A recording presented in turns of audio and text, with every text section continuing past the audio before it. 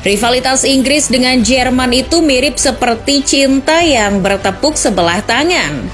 Iya, hubungannya satu arah. Hanya fans Inggris sajalah yang menganggap Jerman sebagai rival.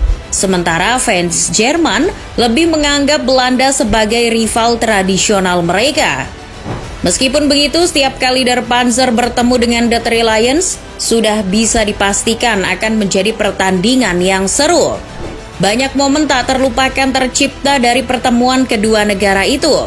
Seperti di Piala Dunia 1966, di mana Inggris mengalahkan Jerman di final. Dan tentu saja ketika The Three Lions bisa membantai Die Mannschaft dengan skor 5-1 di pertandingan kualifikasi Piala Dunia 2002. Itu pertama kalinya Inggris bisa menang ketika bertandang ke Jerman. Juga ketika Jerman membantai Inggris dengan skor 4-1 di Piala Dunia 2010 yang diwarnai dengan gol spektakuler Lampard yang dianulir wasit. Selain di dalam lapangan, tensi panas juga terjadi di luar lapangan. Pendukung Inggris sering menggembor-gemborkan 2 perang dunia dan 1 Piala Dunia, menyinggung bagaimana Jerman kalah dari Inggris di 2 perang dunia dan kalah di final Piala Dunia. Untungnya itu sudah semakin jarang dinyanyikan oleh para pendukung Inggris. Seperti yang sudah dijelaskan sebelumnya, rival tradisional Jerman bukanlah Inggris. Fans Der Panzer punya kebencian khusus untuk tim Belanda. Begitu juga sebaliknya. The Orange juga punya kebencian mendalam terhadap Die Mannschaft. Kebencian dua negara itu tentu berakar dari masalah yang lebih dalam, yaitu ketika Nazi Jerman menginvasi Belanda di Perang Dunia Kedua. Dan sepak bola sering menjadi media bentrokan kebencian mereka, bahkan bertahun-tahun setelah perang berakhir. Seperti di Piala Dunia 1974, Belanda bertemu dengan Jerman Barat di partai final. Di pertandingan tersebut, para pemain Belanda mengaku tidak hanya ingin mengalahkan Jerman, tapi juga mempermalukan mereka. Namun pertandingan malah berakhir dengan skor 2-1 untuk kemenangan Jerman. Pada semifinal Euro tahun 1988, Belanda berhasil mengalahkan Jerman Barat. Ronald Koeman pada saat itu merayakan kemenangan dengan mengelap bokongnya menggunakan jersey milik pemain Jerman, Olaf Thon. Serbia dan Kroasia dianggap sebagai salah satu rivalitas paling panas di dunia sepak bola internasional. Ketegangan di antara kedua negara ini dipicu oleh masalah sejarah dan politik. Kedua negara ini tadinya tergabung dalam satu negara bernama Yugoslavia yang kemudian pecah.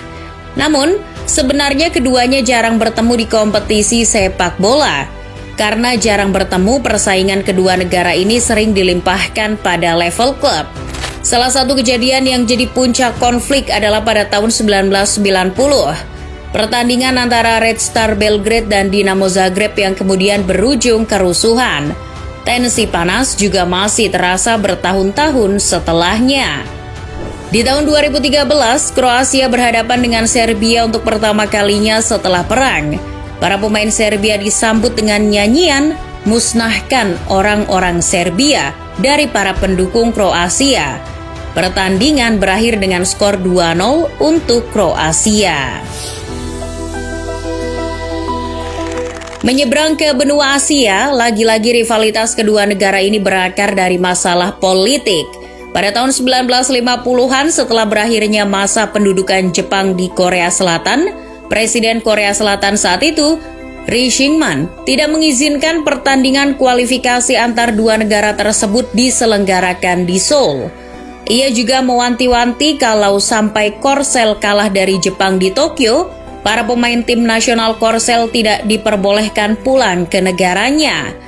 Ancaman tersebut ternyata manjur. Korsel bisa menang di Tokyo dan berhasil melaju ke Piala Dunia 1954. Rivalitas kedua negara ini kemudian mereda, ditandai dengan Korsel dan Jepang yang setuju menjadi tuan rumah Piala Dunia bersama di tahun 2002. Tapi tetap saja, tensi tinggi selalu menyelimuti keduanya setiap mereka berhadapan. Mengingat kedua negara ini adalah poros kekuatan sepak bola di Asia. Amerika Serikat bisa dibilang sebagai anak baru di dunia sepak bola. Olahraga ini memang bukan olahraga populer di negeri Paman Sam, tapi bukan berarti mereka tidak punya rival. Ya, rival Amerika Serikat adalah Meksiko, di mana kedua negara tersebut saling berbagi garis perbatasan satu sama lain. Sebenarnya untuk waktu yang lama Amerika Serikat lebih sering kalah jika bertemu dengan tetangganya itu. Sebelum tahun dekade 90-an, Meksiko hanya pernah 2 kali kalah dan 3 kali imbang dalam 29 pertemuan mereka.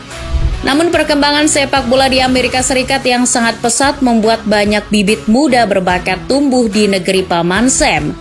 Seiring berjalannya waktu, sepak bola di Amerika Serikat semakin berkembang. USA bahkan datang ke Piala Dunia Qatar sebagai tim termuda kedua setelah Ghana. Tentu saja tidak lengkap jika tidak memasukkan Argentina dan Brazil ke dalam daftar ini. Selecao dan Albi Celestes adalah poros kekuatan sepak bola di benua Amerika atau mungkin juga dunia. Total kedua negara tersebut sudah mengoleksi 7 Piala Dunia. Tidak hanya dalam hal prestasi tim, baik Brazil dan Argentina juga produsen utama pemain terbaik dunia. Karena itu juga rivalitas kedua negara ini terbawa sampai ke perdebatan siapa pemain terhebat. Apakah Pele atau Maradona? Juga mana gaya bermain yang lebih baik?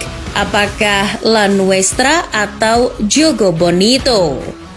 Salah satu laga yang diingat tentu saja pada final Copa America tahun 2021.